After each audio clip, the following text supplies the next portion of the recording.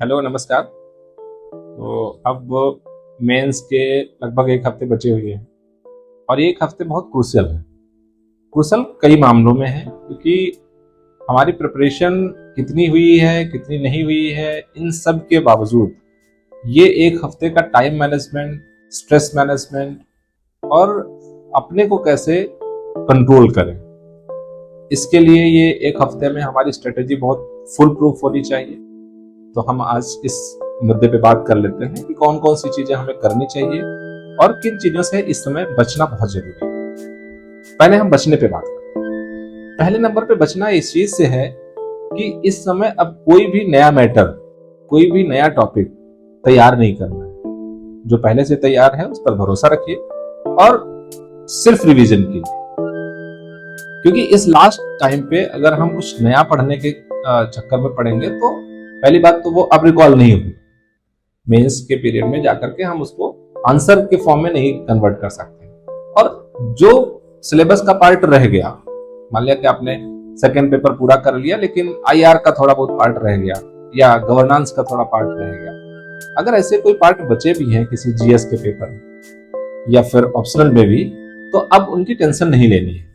अब बहुत कूल हो जाइए और जो आपका मैटर है उसको टू द पॉइंट रिवाइज करना। दूसरी बात जो हमें नहीं करनी है वो ये कि इस समय बहुत सारे स्टूडेंट्स अपना शेड्यूल बहुत हेक्टिक कर लेते हैं। जैसे पहले पढ़ते थे 8 से 10 घंटे, अब वो 12 घंटे, 14 घंटे, 16 घंटे तक पढ़ने की कोशिश करते हैं। प्लीज ऐसी कोई आदत चेंज मत करिए। जिस रूटीन में पढ़ते आए हैं उसी रूटीन में पढ़िए और जितना पढ़ते आए हैं 1 आध घंटे केवल बढ़ाने की कोशिश कीजिए, क्योंकि अगर ज्यादा पढ़ने की कोशिश करेंगे तो तबीयत भी खराब हो सकती है। और इस समय अपने स्वास्थ्य पे ध्यान देना बहुत जरूरी है। खाने पे बहुत अच्छा ध्यान दें, बहुत सिंपल खाना, सादा खाना खाएं, टाइम पे खाएं और कोई भी फैटी चीज ज्यादा ना खाएं। तो दूसरी चीज जो हमें नहीं करनी है वो ये कि हमें अपना स्लीपिंग पैटर्न नहीं चेंज करना है। जो जैसे सोता है जितना, उतना कम से कम जरूर सोता रहेगा। और हाँ, एक चीज ध्यान रखने वाली बात है कि जो स्टूडेंट दिन में सोते हैं और रात में पढ़ते हैं, वो प्लीज अपना रूटीन थोड़ा चेंज कर लें, क्योंकि पेपर दिन में होता है, 9 से 12 होता है, 2 से 5 होता है।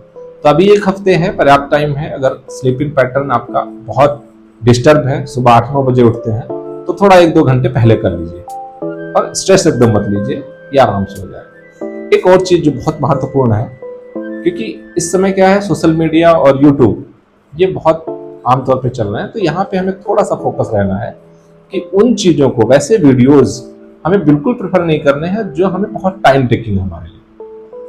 क्योंकि बहुत सारे ऐसा आएगा कि चलो 4 घंटे में एक सब्जेक्ट कवर कर लेंगे, 2 घंटे में एक सब्जेक्ट कवर करा देते हैं। ऐसे वीडियोस देखने से अब कोई फायदा नहीं है, आप बेवजह पैनिक होंगे। इससे अच्छा है कि आपका जो नोट्स बना है वही रिवाइज कर लें और ज्यादा लोगों से अब बात भी नहीं करनी है।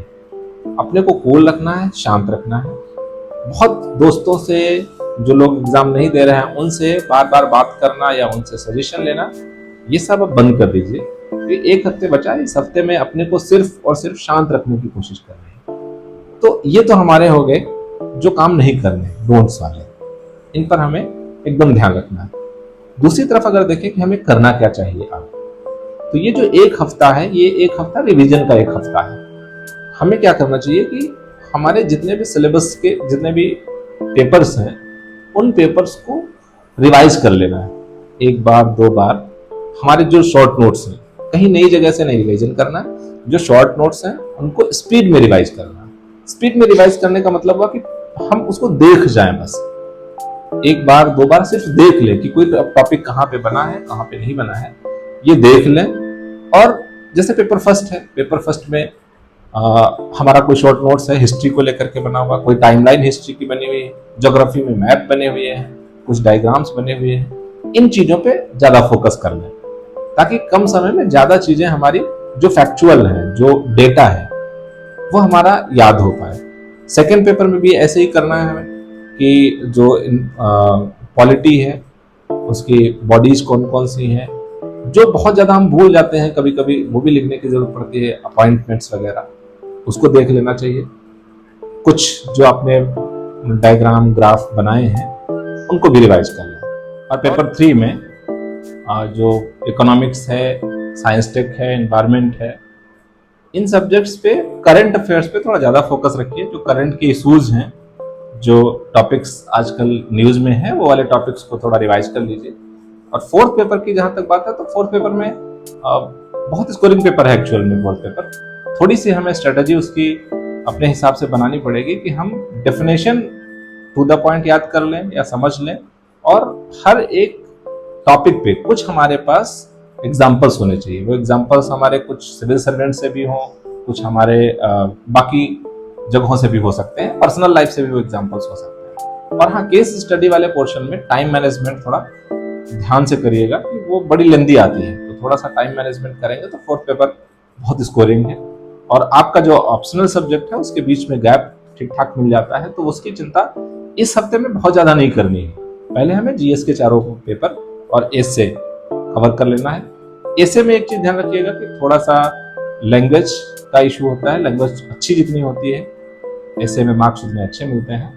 और बाकी तो आप लोग कर ही लिए होंगे, खैर इसको कैसे माइंड मैप करना है, उसको कैसे फ्रेमिंग करनी है, उसके बाद हमें उसको एसे को लिखना है। तो ये हमारा सिलेबस ऐसे कवर कर लेना है। और इस लास्ट टाइम में जो हमारे पास एक हफ्ते का बचा हुआ है, इसमें कोई फुल लेंथ टेस्ट देने की जरूरत नहीं है।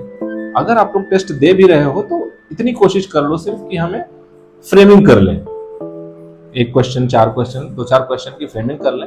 और एक हमने बताया हुआ था पिछले वीडियो में कि कैसे हम वो वाले क्वेश्चंस जो कि स्टैंडर्ड टाइप ऑफ क्वेश्चंस, उसको हम नाम दिए थे कि एक तरह के क्वेश्चंस कैसे सॉल्व किए जाएं, वैसी स्ट्रेटजी या वैसी चीजें जरूर देख लीजिएगा।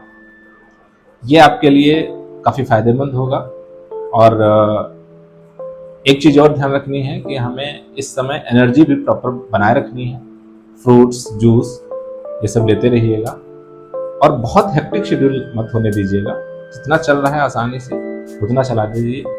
भरोसा रखिए, विश्वास रखिए। आपने बहुत दिन पढ़ाई की है, तो इस पढ़ाई को नजरअंदाज मत कीजिए कि अगर इस समय आपको कॉन्फिडेंस लूज हुआ तो बहुत सारे क्वेश्चंस तो कॉन्फिडेंस ना होने की वजह से हमारे गलत हो जाते हैं, हम समझ नहीं पाते हैं। क्वेश्चन पेपर पढ़ना बहुत जरूरी है। जब भी क्वेश्चन पढ़े तो बहुत माइन्यूटली पढ़ें और कई बार पढ़ें, ताकि एक्चुअल में जो क्वेश्चन पूछा गया है उसका सेंस हमें पता चल पाए, तब हम अच्छा आंसर यूपीएससी में फ्रेम कर पाएंगे। और एग्जाम के एक दिन पहले हमें सारे डॉक्यूमेंट्स, आई कार्ड, अपना एडमिट कार्ड, सारे पेन, पेंसिल जो भी आप रखते हैं वो एसेंशियल चीजें जरूर रख लें। और खाने के लिए कुछ एग्जाम हॉल में चॉकलेट्स वगैरह रख सकते हैं, क्योंकि इसमें शुगर होता है तो उससे एनर्जी मिलती है थोड़ी। या च्युइंगम भी आप यूज कर सकते हैं, जिससे कि ये जबड़ा चलता रहता है और एनर्जी मिलती रहती है। तो ये कुछ चीजें जो हमें करनी है अपने मेंस एग्जाम के लिए 2024 के लिए, वो करिए। और हम आशा करते हैं कि बहुत अच्छा पेपर होगा और आप फाइनली सेलेक्ट भी होंगे। God bless you. Thank you.